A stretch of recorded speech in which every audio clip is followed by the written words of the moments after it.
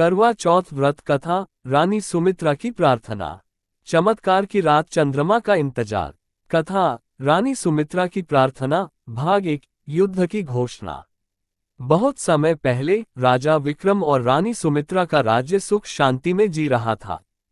करवा चौथ का दिन था और रानी सुमित्रा अपने पति के दीर्घायु और सुखद जीवन के लिए व्रत रख रही थी।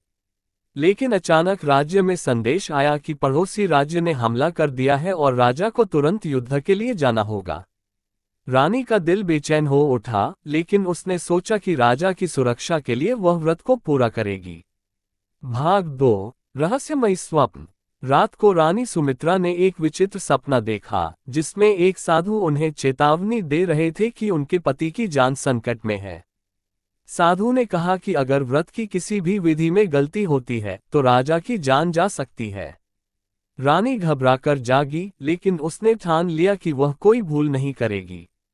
भाग 3, युद्ध से बुरी खबर। दोपहर होते होते महल में खबर आई कि राजा युद्ध में घायल हो गए हैं और उनकी हालत नाजुक है।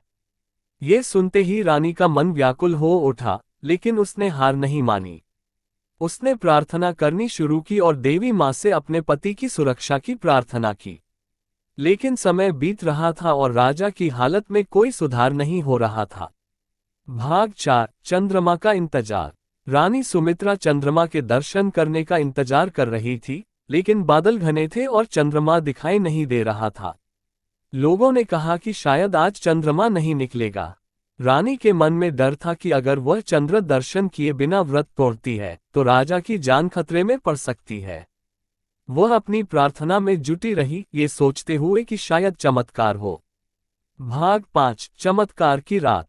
रात के आखिरी पहर में बादल अचानक छंट गए और चंद्रमा का हल्का सा प्रकाश महल में दिखाई देने लगा।